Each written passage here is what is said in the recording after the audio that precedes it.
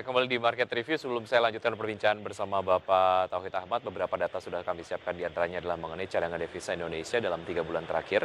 Di bulan Juli tahun 2020 berada di angka 135,1 miliar US dollar. Di bulan Agustus di 137 miliar US dollar, dan di bulan September turun di angka 135,2 miliar US dollar. Kemudian devisa Indonesia ataupun cadangan devisa Indonesia setara dengan beberapa penyetaraan, diantaranya adalah setara dengan 9,5 bulan impor, di atas standar kecukupan internasional sekitar 3 bulan impor, dan 9,1 bulan impor, dan pembayaran utang luar negeri pemerintah. Dan data berikutnya adalah ini mengenai 3 alokasi utama cadangan devisa di Indonesia. Yang pertama adalah pembayaran utang luar negeri pemerintah, kemudian stabilisasi nilai tukar rupiah, dan pembayaran utang luar negeri swasta. Dan saya akan lanjutkan perbincangan bersama Bapak Tauhid Ahmad, Direktur Eksekutif dari Indef. Pak Tauhid, bicara mengenai pembayaran utang swasta sebagai pos penggunaan cadangan devisa di Indonesia, bagaimana analisa Anda mengenai hal ini dan bagaimana trennya? Ya, kalau kita lihat data ya, utang luar negeri swasta posisi di kuartal kedua itu sekitar 209,9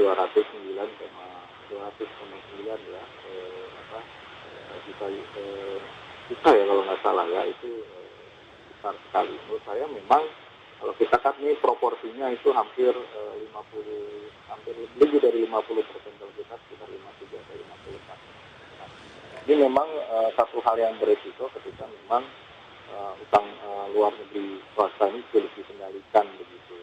Ketika pada posisi sekarang, katakanlah ketika pandemi ini, katakanlah punya resiko bahwa banyak perusahaan-perusahaan swasta yang tidak mampu membayar karena situasinya lagi turun, maka tentu saja ini akan meningkatkan risiko di kemudian hari. Syukur-syukur bahwa swasta itu dapat melakukan restrukturisasi utangnya. Nah, ini yang menurut saya patut disyukuri kalau itu terjadi. Nah, kalau tidak, maka tentu saja ketika mereka harus membayar, ya mau nggak mau kan memang cadangan devisa kita katakanlah tergerus. Tapi kondisinya perusahaan nanti akan tidak aman pada periode berikutnya. Begitu yang menurut saya. Tetapi dampak ekonominya adalah ketika utang luar negeri swasta semakin besar, resiko terhadap berbagai kondisi makro itu cukup signifikan. Misalnya saja bahwa ketika suku bunga itu semakin meningkat dan katakanlah banyak situasi unpredictable pada situasi tersebut, maka utang swastanya akan semakin membesar. Risiko kedua tentunya saja berkaitan dengan risiko nilai tukar. Ketika katakanlah banyak mereka dalam mata uang US dollar, ketika US dollar semakin katakanlah semakin melemah, maka akan berisiko utang luar negeri akan semakin berkurang. Tapi sebaliknya ketika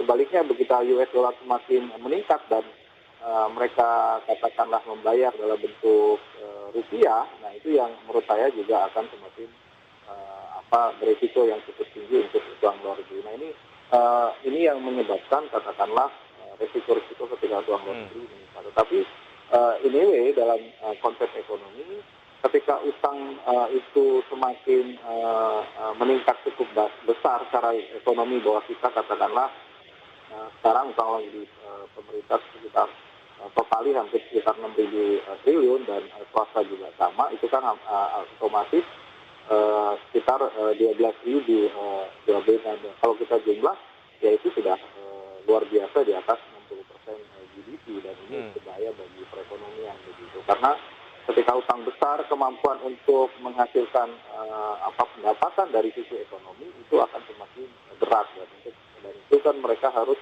mencari sumber pembiayaan yang dari sisi ekonomi semakin berkurang. Nah ini yang menurut saya harus diwaspadai ketika utang swasta ini bergejolak. Nah, kita punya pengalaman dulu di krisis 97-98 ketika dominasi utang swasta itu jauh lebih tinggi dibandingkan utang pemerintah. Baik. Dan banyak yang kolaps, dan itu karena faktor nilai tukar rupiah kita semakin melemah dan utang swastanya besar dan akhirnya tidak banyak yang bisa membayar. akhirnya mau nggak mau pemerintah turun tangan, dan ini saya kira yang dikhawatirkan kalau seperti ini ya. Kami berharap memang kalau misalnya dalam situasi pandemi ini nilai tukar tetap dijaga dan itu mengurangi sedikit beban, dan akhirnya memang cadangan devisa kita juga tidak tergerus terlalu dalam gitu. Kalau nilai tukar rupiah terlalu tergerus, ya otomatis operasi moneternya terlalu dalam dan akhirnya devisanya meningkat. Gitu.